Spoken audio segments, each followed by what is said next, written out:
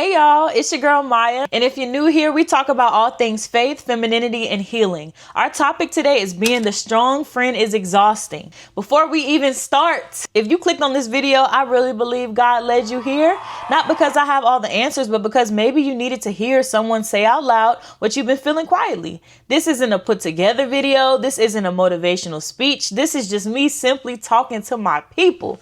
Because lately I've been realizing something about myself that I haven't always wanted to admit. I'm always the strong one. And honestly, that's been exhausting in ways I didn't even have the language for at first. Not exhausting because I hate being dependable, because I don't hate being dependable. I actually care deeply about people. It's exhausting because I never really stopped to ask myself how I'm doing before I jump into helping someone else. I'm the friend people call when things fall apart. And most of the time I answer every single time without hesitation. I'm the one who shows up even when I'm tired, I'm overwhelmed, I'm feeling anxious, or I'm running on fumes and caffeine and prayer, heavy on that prayer part. I'm the one people think has it all together. And in some ways I do. But that version of me is usually held together by discipline, by faith, and a lot of internal pressure. What nobody really sees is what it costs me to always be okay.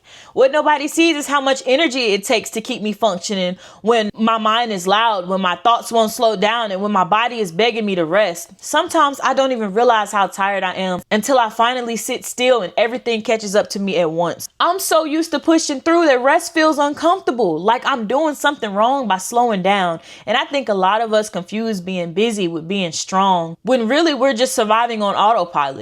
I wanted to say this out loud because pretending I'm okay all the time has started to feel heavier than being honest, and that's not sustainable anymore. So if you're watching this and you're the dependable one, the one who never complains, the one who keeps going even when your anxiety is loud, the one who feels like you don't really have space to fall apart without everything unraveling, this video is for you, sister girls. So how you become the strong one. Let's talk about how this even happens, because nobody really prepares you for this role. Nobody wakes up one day and says, yeah, I want to be the strong friend forever. It happens slowly. And most of the time it starts with survival and necessity. And at some point in your life, you realize that somebody had to hold it together, and that somebody became you eventually. You're the one who handles stress well, even when it's heavy and unfair. You calm in the chaos, even when things feel completely out of control on the inside. You're the one people trust because you don't panic easily, and you usually have answers or at least a plan. So naturally, people are going to start leaning on you more and more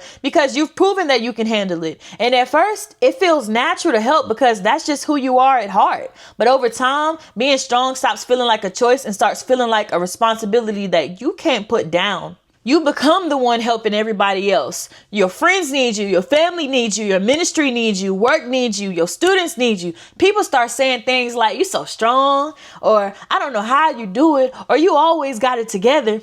And at first it feels so good because it feels like affirmation and validation. It feels like proof that you're doing something right and being who people need you to be. But then slowly it stops being appreciation and it starts being expectation. Nobody asks you if you need help anymore because they assume you'll figure it out like you always do. You don't want to let anyone down, so you keep saying, yes, I can do it. Even when your body is saying no, when your spirit is tired, you learn how to compartmentalize your emotions just to keep functioning and getting through the day. And before you realize that you're holding everybody else up while quietly carrying your own stuff alone without ever setting it down. The loneliness nobody talks about. Being a strong friend is lonely in a way people don't really talk about because it doesn't look lonely from the outside. You're usually surrounded by people, by conversation and responsibilities, but you're rarely supported in the same way that you support others. You're the listener, not the one venting. You're the encourager, not the one being encouraged. You're the one checking in, but not the one being checked on consistently. And let me be real for a second, even though I'm real in every aspect of this video, but I want to be real for a second because this part, it hurts a little. It makes me want to crash out low key. There are days where I realize that if I didn't reach out first, nobody would really know I'm struggling or overwhelmed. Not because people don't care about me, but because I've trained people to believe that I don't need care. I've trained people to see me as a strong one who can handle anything no matter how heavy it gets. What makes it harder is that people praise your strength without realizing how isolating it can become. So you start wondering if people would still show up for you even if you weren't always okay or always available. You start questioning whether people know how to support you emotionally or if they only know how to rely on you. That realization hits so hard when you already tired, you already anxious, you already emotionally drained. It makes you feel invisible in moments where you actually need to be seen. And that kind of loneliness doesn't scream for attention. It just sits quietly in the background and wears you down over time. Anxiety when you're the strong one. Let's talk about anxiety because this is real life and it doesn't care how capable you are. When you're the strong one, anxiety doesn't look like crying on the floor or having visible breakdowns. It doesn't always look like you sliding down the wall crying, sis. Sometimes it looks like still going to work even when your mom won't slow down. It looks like still showing up for people even when your chest feels tight for no clear reason. It looks like still smiling and laughing when your thoughts are racing nonstop. It looks like still pouring into others when you feel emotionally empty. Internally, your mind is constantly running through these worst case scenarios or these what ifs. Your chest feels heavy, your breathing feels shallow, and you don't always know why. Your chest feels so heavy, your body feels tired in a way that sleep doesn't even fix because the exhaustion is mental and emotional too. And anxiety, it can feel embarrassing when you're the person everybody always depends on. You start telling yourself, you shouldn't feel this way because you're blessed and you capable and you strong. Okay, but anxiety doesn't care about logic. It doesn't care about gratitude or how much faith you have. It shows up anyway. I've had nights, y'all, where my anxiety was so bad that I had to take anxiety medicine just to calm my nervous system down.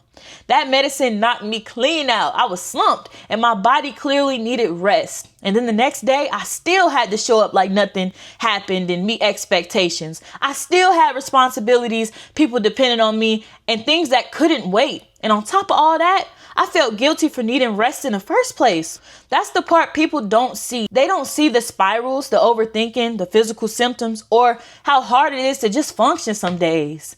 They just see strength and assume that you're fine, you good, you straight. Faith, medication, and guilt. This part is for my faith-filled girlies because I know this is a sensitive topic. And if we're being honest, sometimes we feel guilty for struggling mentally and emotionally. We think things like, if I really trust God, I wouldn't be feeling like this. Or if my faith was stronger, I wouldn't need help. But that's not true. And it's not biblical, even though it's a common belief. God never said you had to suffer in silence to prove your faith. God never said you couldn't take medication or seek professional help.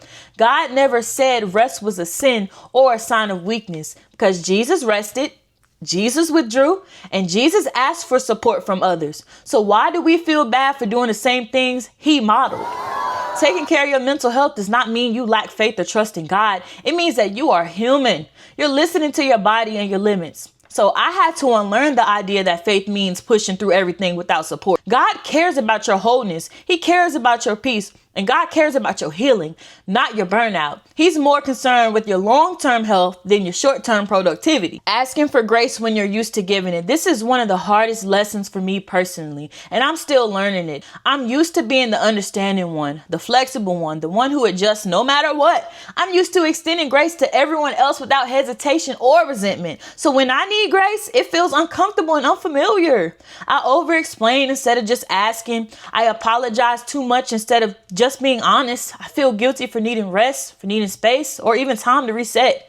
I've canceled plans and replayed it in my head afterwards. I've needed a break and questioned whether I was being weak. I've needed time to reset and felt like I was letting people down. But I'm learning that grace isn't something you earn by breaking down completely. You don't have to reach burnout to deserve rest. You don't have to fall apart to be allowed to pause and breathe. Sometimes grace is just simply saying, I can't do this today. No, and no. And trusting that everything will still be okay. Learning to receive grace is just as important as learning how to give grace. Redefining strength. We really need to redefine strength, especially as women who carry a lot. Strength is not doing everything alone and never asking for help.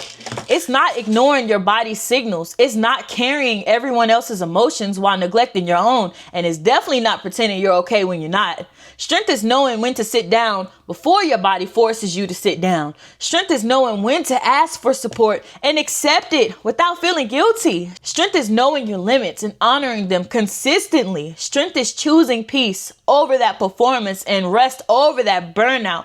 You don't lose your strength when you rest. You don't lose your strength when you soften. You don't lose your strength when you admit you are tired. You are actually becoming healthier. You're becoming more grounded and more present when you stop forcing yourself to carry everything alone. True strength looks like sustainability, not sacrifice at the cost of yourself. If you're watching this and thinking she's literally describing my life, I want you to hear me clearly. You don't always have to be strong, even if that's what people expect from you.